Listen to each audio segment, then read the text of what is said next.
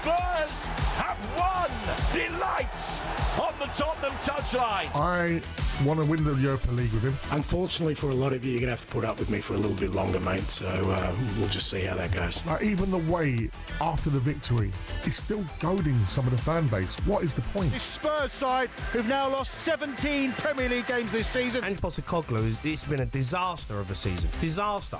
The performances in the Premier League, we could finish 17th. It's all about the Europa League, isn't it? They do not want to be finishing fourth and bottom. It's Nottingham Forest 0, Everton 1. Abdullah I don't think Nuno will be too concerned. Newcastle up to third in the Premier League as they close in on a Champions League return. We embrace the challenge. It's not stepping back, we're stepping in. We want to embrace it. We want to try and get it. It is a blow to their Champions League hopes, but they are still well placed.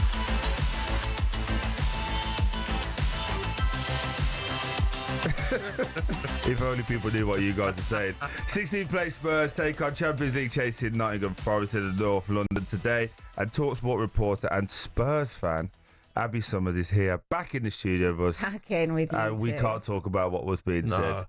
Just as that was being played. Man, I might go to that game tonight, actually. Yeah? I can't get rid of my ticket. Am I welcome there, though? Because I'll give Spurs a bit. Spursy and all that. Yeah, you're not very But nice. I'll be all right there, do you reckon? You can. You'll be all right. And you just said you can't give your ticket away. No, I literally can't get rid of it.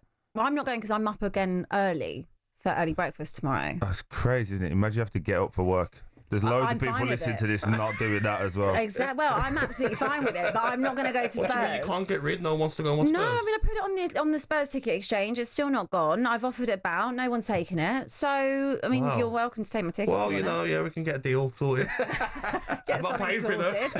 Get something sorted. I won't charge you. It's fine. Look, it's a big night for Spurs. It's a bigger night for Forest, arguably. Yeah. I'll be honest. Thursday, that's all that I really care about. That's all I've got. Thursdays. So I still want to see a performance because I can't take another loss. I mean, 17 losses in the league. It's absurd.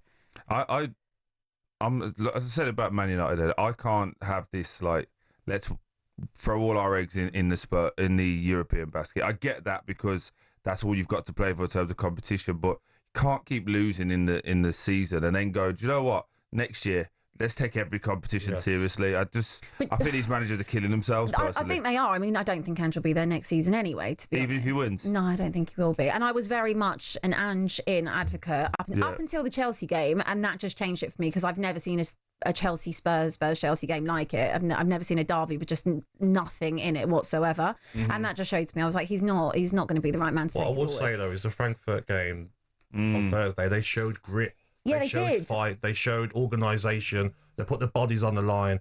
That's what Spurs fans want to see, don't they? Absolutely. Week in, week out. But also, I would say that it was the first time I'd really seen Ange change anything. Yeah. It was a lot more tactically astute. And at one point, we did have a back eight, and that was absolutely fine by me. So do I mind seeing a back eight tonight against Forest? but I'm fine with it. If it stopped the rot of losing week in, week out. Abbi and Troy can't like the Spurs players who are on the fringe. You play tonight. I want to play in the semi-final. I want to be at it tonight. I want to be proving the manager wrong. You should be starting me. That's what you want to see, don't you, from maybe the players that you might rotate. But the problem is you saw that from the players that have been starting. Exactly. For most of the season. That's been most And of it. you look at that kind of the fringe players, as you call it. I mean, I don't really think there's not much difference, in my opinion, between the fringe players and the starters. I mean, there's no one that's really tied down their place, probably apart from maybe Lucas Bergvall for me and Kulusevski.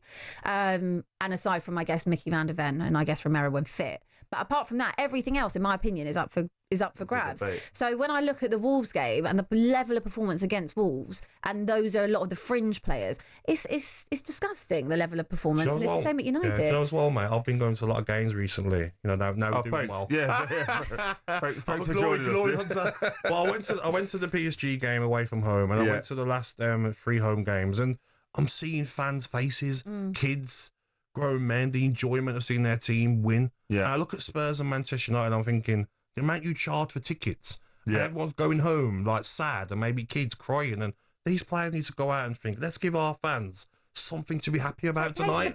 Tonight, let's go and win. You're just saying that because you want Yeah, me a because little bit of top Forest five. need to lose. That's why. I know you've got an agenda. I'm going You've tonight. got an Come on, you agenda. Spurs. Come on, you Spurs. You standing there in the south stand. Glory, side of Shameless, Gav, so shameless. No, but it's about playing for pride at this point. I mean, as a footballer, surely both of you have done it. You don't want to lose 17 times, and we could surpass 20. We really could. I look at the next lot of fixtures coming up. You've got West Ham in that, Forest, Brighton. I can't even remember the other two, but Liverpool on Sunday. Yeah. You know, I look at them and I think, oh my God, where are Spurs going to get their next win from? I would say that you play Aston Villa second from last at Villa Bar. That was the I last think you should one. rest everyone then. Yeah. I think the under-16s to come up. I think it's slightly different for Spurs when it comes to United because I mean, even though it's neither team should be in that position, right? I think that with Spurs, if it means that you get a trophy at the end of it, if someone would have said to me at the start of the season, you're going to win the Europa League, but you have to finish 16th, I would say, okay, I'm going to take it because I'm that desperate for a trophy. That was all my aim was for the season, that Spurs have to try and win something. Whereas United, because it's Manchester United, it's not good enough for you to finish 16th and win the Europa League. I just think personally, if he wins it, there's no way getting rid of him. I just don't think they're going to get rid of him. It'd be harsh, wouldn't it?